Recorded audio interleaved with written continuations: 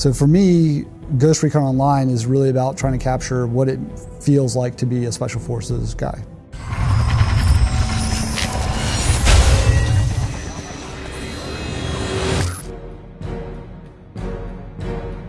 For Ghost Recon Online, we set out from the get-go to create a game that focuses on team play. And when I say focuses on team play, we as designers focus on making team play easy.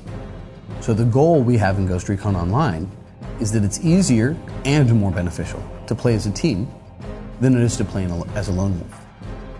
And I think what we've achieved in Ghost Recon Online that is a bit different from everyone else is this whole idea of accessible team play.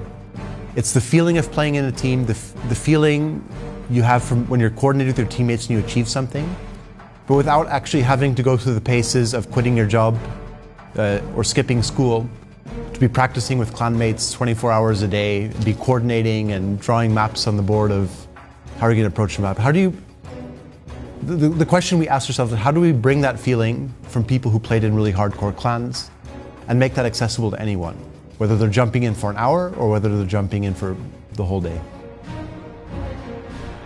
Each character class has 2 different abilities that they can switch between during the game. Each of these abilities has key strategic and tactical differences in how they can be applied. Some are more offensive, some are more defensive. By using these abilities, players can affect the outcome of the match at critical moments and help their teammates. Oftentimes, for example, the Assault character, one of his abilities is the Blitz Shield. He pulls this shield out, he runs, his exoskeleton powers up, and he runs very quickly with a great deal of force through enemy combatants, knocking them to the ground and temporarily disabling them. We've already seen in our closed beta that other players will fall in line behind that blitzing player and clean up the bowling pins he's knocked down. Now this is just one example, but it's how we try to craft our abilities and our key gameplay elements to encourage and make it easy for people to work together. Now we've always had this idea in our head that we wanted to bring Ghost Recon back to its roots, which were originally on the PC platform, where even today, there's fan sites and forums of people who are still playing the original game.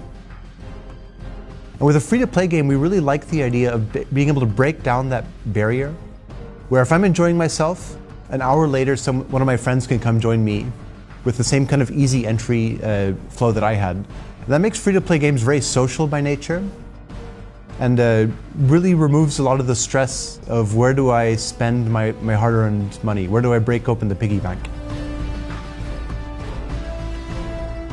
I know I've been making games for years for different platforms, but I myself, at my heart, I am a PC gamer. You know, playing Descent and Quake in the old days.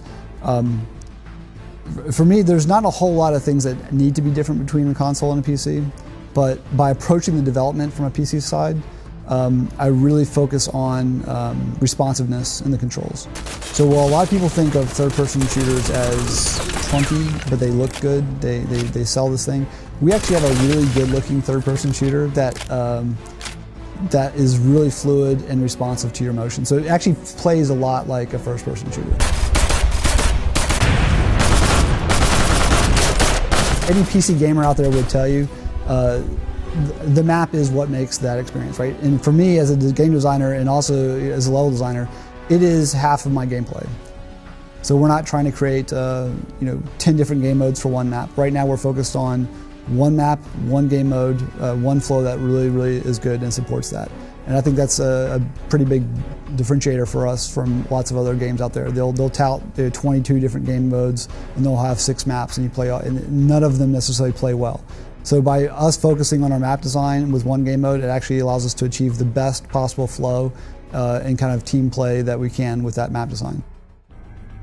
From the quality of the controls, the quality of the assets, your characters in Ghost Recon Online, we want to build that high quality experience, an experience that doesn't feel like a free-to-play game, that just feels like a game. Because right now, in this day and age, that's what matters.